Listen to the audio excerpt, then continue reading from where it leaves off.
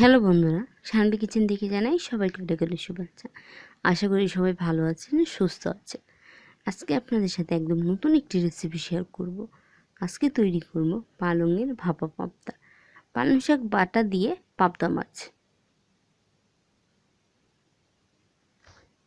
চলুন দেখে নেওয়া যাক কীভাবে তৈরি করলাম পালংয়ের এই ভাপা পাবদা। আমি পালং শাকটাকে ভালোভাবে ধুয়ে পাটায় বেটে নিয়েছি।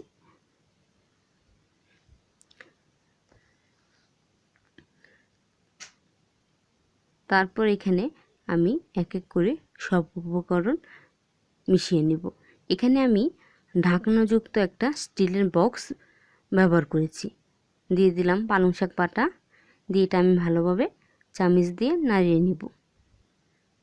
এখন এখানে আমি দিয়ে দিলাম রসুন কুচি 1 টেবিল চামচ, হলুদ গুঁড়ি আধা চামচ, লবণ স্বাদ মতো, আর 4-5টা কাঁচামরিচ দিয়ে এটা আমি ভালোভাবে মিশিয়ে নেব। এখানে আমি সরিষার তেল ব্যবহার করব, কারণ ভাপাগুলো সরিষার তেলেই ভালো হয়, একটা অন্যরকম গন্ধযুক্ত হয়। ভালোভাবে মিশিয়ে নেব।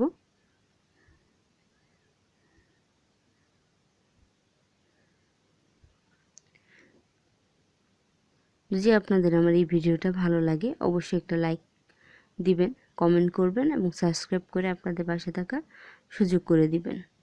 মিশানো হয়ে গেছে, এখন এখানে আমি মাছগুলো দিয়ে দিব। এখানে আমি কাঁচা মাছই ব্যবহার করেছি, মাছগুলো আমি ভাজিনি।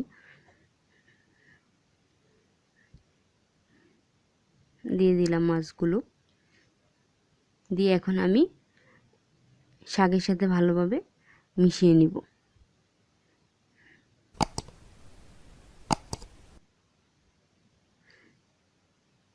এর ফাঁকে আমি কড়াইয়ে গরম জল বসিয়ে রেখেছি।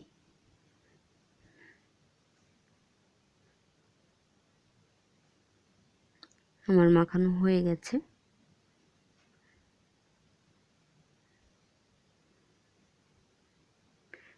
এখন এটা আমি ঢাকনা দিয়ে ঢেকে দিব।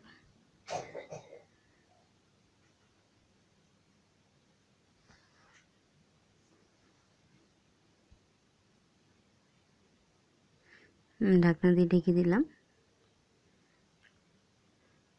এখন এই পাত্রটা আমি বসিয়ে দেব, দিয়ে এখন ঢেকে দিব 15 মিনিটের জন্য। যেহেতু পাবদা মাছ নরম তাই এটা দ্রুত রান্না হয়ে যাবে। চলে আসলাম 15 মিনিট পর। এখন আমি ঢাকনাটা খুলে নিব।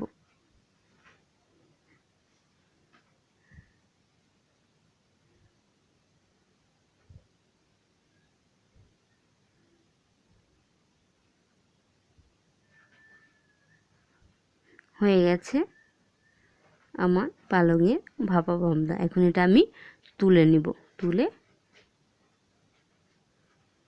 বাটিতে ঢেলে নিব।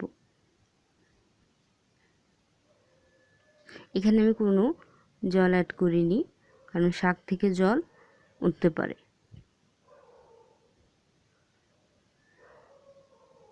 এখন এখানে আমি তুলে নিলাম। যেহেতু পাবদা মাছগুলো নরম তাই একটু আস্তে আস্তে তুললেই ভালো হবে, নাহলে মাছগুলো ভেঙে যাবে। ব্যাস তৈরি হয়ে গেল পালংয়ের ভাপা পাবদা। সবাইকে অনেক অনেক ধন্যবাদ।